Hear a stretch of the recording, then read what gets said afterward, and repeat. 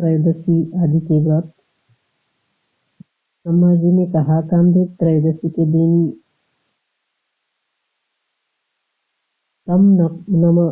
दमनक आदि के द्वारा रति और पुत्र से समायुक्त होकर करे तो शोक से रहित और महासम्मान से विभूषित हो जाता है।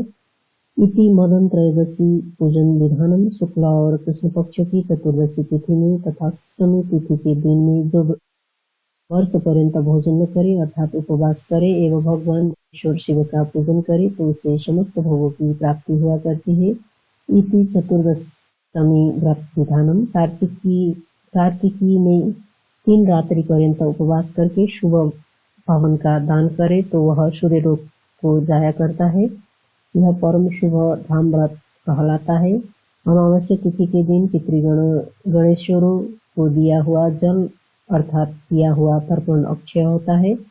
नक्त अर्थात रात्रि के अभ्यास वाला बार के नाम से वारी में जल में यजन करता हुआ सभी कुछ की प्राप्ति करने वाला श्रेय लाभ किया करता है।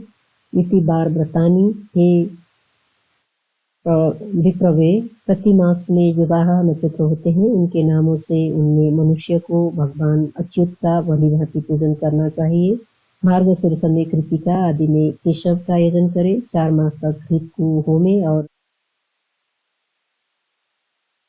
ईश्वर को निवेदित करे। आषाढ़ी में पायस का होम करे, इसे ही समर्पित करे और पायस खीर से ही पितरों को भोजन करावे। पंचगव्य के जल से स्नान करे और नैवेद्य से रात्रि में क्षमाचरण करना चाहिए।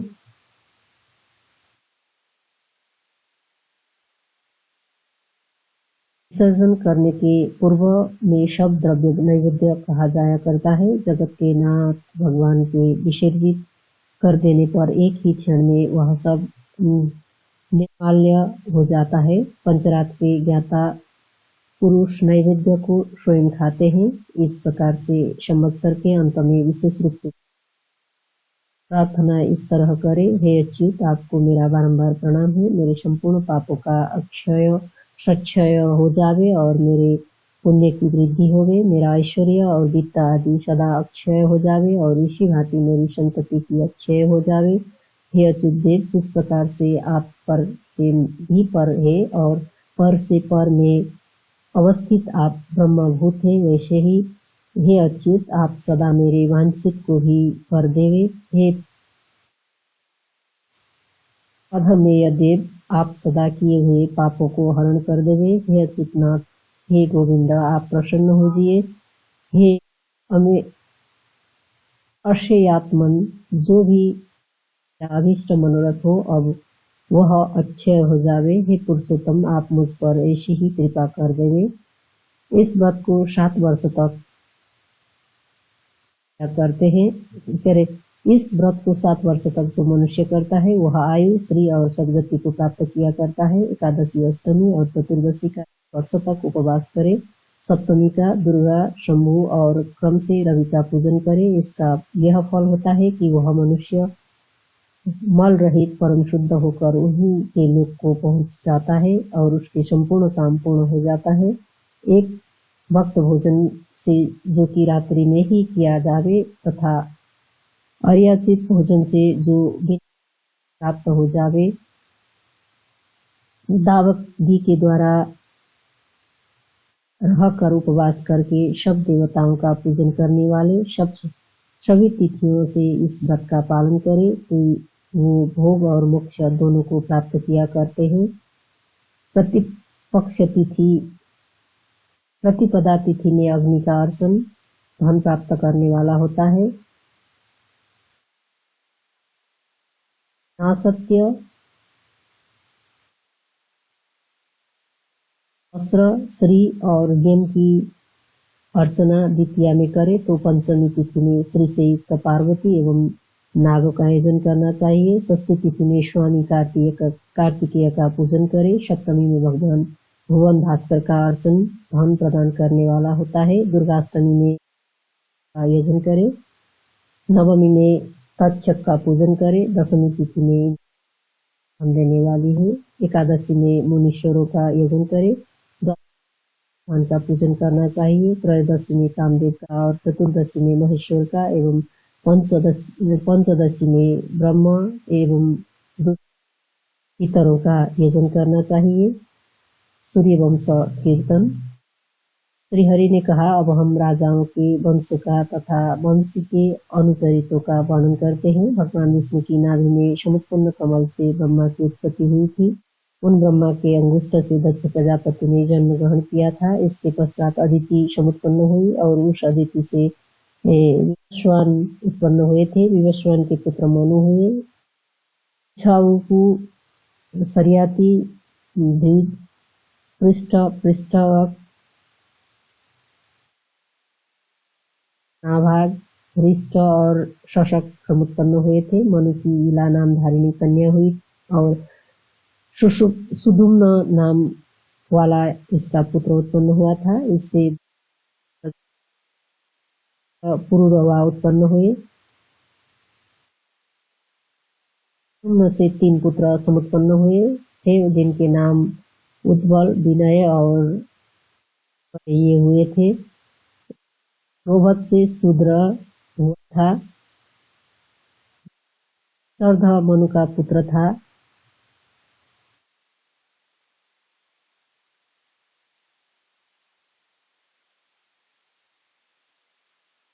खनि नेत्र नामक पुत्र पैदा हुआ था। खनि नेत्र का पुत्र विभूति नाम वाला समुत्पन्न हुआ था। विभूति का पुत्र करंधम और करंधम से अविच्छित नाम वाले आत्मज ने जन्म ग्रहण किया था। अविच्छित का सुत मरुत हुआ और फिर उस मरुत से नरिष्यंत नाम वाला पुत्र हुआ था। नरिष्यंत से तम और तम का पुत्र राजवर्धन समुत्पन्न हुआ था। इस राजवर्धन से धृति और सुधृति का सुत नर नामधारी उत्पन्न हुआ था। नर का पुत्र केवल और इसका पुत्र धुंधुमान हुआ था। धुंधुमान का वेगवन और वेगवन का बुध का पुत्र त्रिणबिंदु और एक एलविला नाम धारिणी कन्या हुई थी। त्रिणबिंदु से अलम्बुपा ने विशाल की उत्पन्न किया था। विशाल ने हेमचंद्र ने चंद्र नाम वाला आत्मज समुत्पन्न हुआ था। चंद्र से संजय,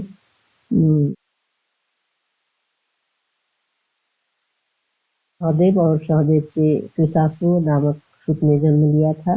कृशाश्व का पुत्र सोमदत्त और सोमदत्त से जन्मजन प्राप्त की थी।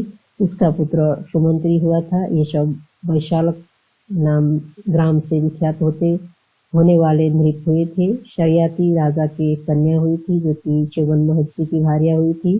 शरियाती के एक अनंत नामक पुत्र हुआ और अनंत का शुद्ध देवक उत्पन्न हुआ था। रेवत का पुत्र हुआ था और रेवत से रेवती नाम वाली एक पुत्री हुई थी। का भ्राष्टक क्षत्रिय हुआ था, जो कि वैश्यक हो गया था। नाभाग का पुत्र निमिष्ट हुआ और निमिष्ट का पुत्र अम्बरीश हुआ था। राजा अम्बरीश से विरु उत्पन्न हुआ और विरूप से वृषत्व की समुत्पत्ति हुई थी। इसका पुत्र रथोनर नामक हुआ, जो सर्वदा भगवान वासुदेव की भक्ति में पारायण रहा करता था। राजा के 3 पुत्र उत्पन्न हुए थे, जिनके नाम विकुक्षी, निर्मी और दंडक थे।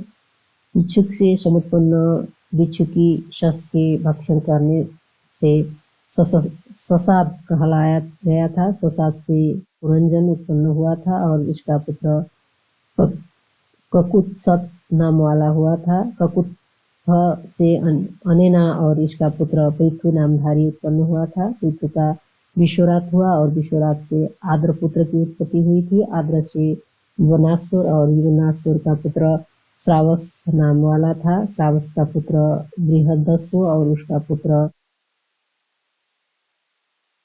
परम विख्यात हुआ था। और इसके उपरांत हृदाश्व से चंद्राश्व, कपिलाश्व और हर्षस्व उत्पन्न हुए थे। हर्षस्व से निकुंभ और निकुंभ से हिताश्व समुत्पन्न हुआ था। हिताश्व का पुत्र पुजाश्व और पुजाश्व का पुत्र युवनाश्व को हुआ था। युवनाश्व से मानधाता की समुत्पत्ति हुई और मानधाता का पुत्र बिंदुमहा हुआ था। इसके मुचुकुंद, अंबिरस और कुरुकुत्स हुए थे और पद्भ्याग कन्याएं हुई थी, जो गौमूर्ति सोमवर्ती मुनि की भार्या हुई थी। अंबरों से युवनाशो और युवनाशो से हरित पुत्र हुआ था। पूर्व में ददस्यु नामक आत्मज की उत्पत्ति हुई थी। इससे अनरण्य हुआ और अनरण्य से हर्यश्व समुत्पन्न हुआ। इसका पुत्र वसुमना पैदा हुआ और वसुमना से त्रिधन्वा पुत्र की उत्पत्ति हुई थी। इसके प्रत्यारोण नामधारी पुत्र ने जन्म ग्रहण किया था और इसका पुत्र सत्यरथ हुआ था, जो कि त्रिशंकु इस नाम से प्रसिद्ध हुआ था। इसका पुत्र हरिश्चंद्र हुआ। हरिश्चंद्र नृपति का पुत्र रोहिताश्व हुआ था और रोहिताश्व से हरित नामक सूत का जन्म हुआ था। हरित के पुत्र का नाम चंचु था और चंचु के पुत्र विजय था। विजय से रुद्रक पुत्र पैदा हुआ और रुद्रक से मृक नामक पुत्र की उत्पत्ति हुई थी। मृक से बाहु नृप अवतीर्ण हुआ और बाहु का पुत्र सगर नामक हुआ था। राजा सगर से सुमति नाम धारिणी भार्या से 7,000 पुत्र उत्पन्न हुए थे। केशिनी नामक पत्नी से एक ही असमंजस नाम वाले पुत्र का अंशुभ्न हुआ था। अंशुमान का सूत परम विद्वान दिलीप हुआ था और इस राजा दिलीप का पुत्र भगीरथ नाम वाला समुत्पन्न हुआ था, जिसने अपनी अत्यंत उग्र तपस्या से यहाँ भूलोक में आवागमन कराया था। भगीरथ के पुत्र का नाम श्रुत हुआ और श्रुत का पुत्र नाभाग हुआ था। नाभाग का पुत्र अम्बिरीश हुआ था। अम्बिरीश का पुत्र सिंधुदीपा हुआ था। सिंधुदीप का सूत अयुतायु हुआ और इसका पुत्र ऋतु नाम वाला हुआ। ऋतुपर्ण से सर्वकाम समुत्पन्न हुआ और इसका पुत्र सुदास हुआ था। सुदास का सूत सौदास समुत्पन्न हुआ, तो जो नाम से मित्रसह कहलाता था, उसका पुत्र दमयंती में कल्वास्पाद नाम वाला पैदा हुआ था। इसका पुत्र अशोक नामधारी था और अशोक से मूलक समुत्पन्न हुआ। इसके पुत्र का नाम राजा दशरथ था। इसका पुत्र एलविल हुआ था। एलविल का आत्मज विश्वसह हुआ और विश्वसह का पुत्र खटवांग उत्पन्न हुआ था। खटवांग से दीर्घबाहु की समुत्पत्ति हुई तथा दीर्घबाहु से असनिपति ने पुत्र रूप में जन्म ग्रहण किया। इन्हीं महाराज आज के प्रतापी दशरथ मुख का जन्म हुआ था, जिनके लक्ष्मण, भरत और शत्रुघ्न थे। ये चारों महान भगवान हुए थे, बलवान हुए थे। श्री रामचंद्र महाराज से कुश ये 2 पुत्र उत्पन्न हुए थे। भरत के तार्क्ष्य और पुष्कर, लक्ष्मण के चित्रांगद और चंद्र केतु नामधारी 2 पुत्र समुत्पन्न हुए थे। शत्रुघ्न के शुभाहु और शुभसेन नाम वाले 2 सूत की उत्पत्ति का नाम अतिथि और अतिथि का पुत्र निषद हुआ। निषद का नल, नल का नभा नामक पुत्र हुआ। नभा से पुंडरीक तथा इसका पुत्र क्षेमधनुआ हुआ था। क्षेमधनुआ का देवनिक और इसका पुत्र अहिनक नाम वाला था। अहिनक के रुरु ने जन्म लिया था और रुरु का पुत्र पारिपात्र नाम वाला हुआ था। पारिपात्र का पुत्र दल हुआ तथा दल का पुत्र नाम वाला समुत्पन्न हुआ था।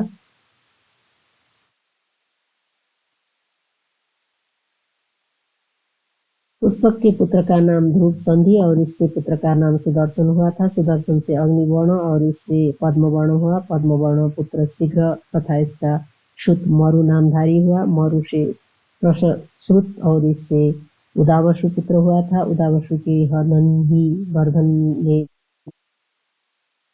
इसका पुत्र सुकेतु और सुकेतु के पुत्र का नाम देवरात एवं इसके यहाँ बृहदुक्त उत्पन्न हुआ था। बृहदुक्त के पुत्र का नाम महावीर्य था तथा इसका पुत्र सुभृति हुआ था। सुभृति के सुत का नाम धृष्टकेतु और इसके यहाँ हर्षस्व ने पुत्र रूप में जन्म धारण किया था। हर्यश्व से मरु हुआ तथा इसके पुत्र का नाम प्रतिबंधक था। प्रतिबंधक से कृति और इसके आत्मज का नाम देवनीर था। देवनीर से विभुद हुआ। विभुद से महाद्युति, इसके पुत्र का नाम कृतिरात तथा इसके पुत्र का नाम महारामा हुआ था। महारोम के शोणरोम और इसके रंबोरुआ हुआ था। रोमा से शीरध्वज नामक पुत्र की उत्पत्ति हुई थी। इसी से का नाम सीता था। सीता के भाई का शुभ नाम कुशध्वज था। शीरध्वज से भानुमान हुआ। भानुमान के पुत्र का नाम शतधूम्न था। शतधूम्न से सूची की उत्पत्ति। पुत्र का नाम था अजनाम था और इसके पुत्र संद्वाज था। संद्वाज से कुली उत्पन्न हुआ था। अंजन से कुलजीत उत्पन्न हुआ।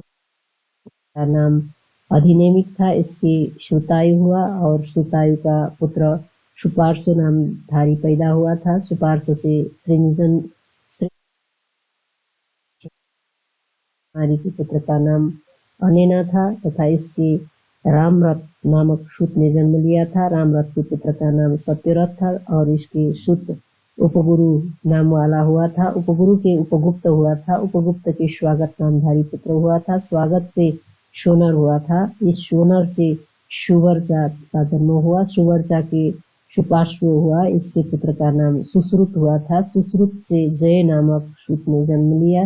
जय का नाम रित था। रित का पुत्र सुबल था, सुनय था। सुनय से दिथव्य नामक पुत्र ने जन्म ग्रहण किया था। दिथव्य से धृति हुआ। धृति का पुत्र बहुलाशो था। बहुलाश से कृति ने जन्म धारण किया था। यह जनक का वंश योग समाश्रय कहा गया है।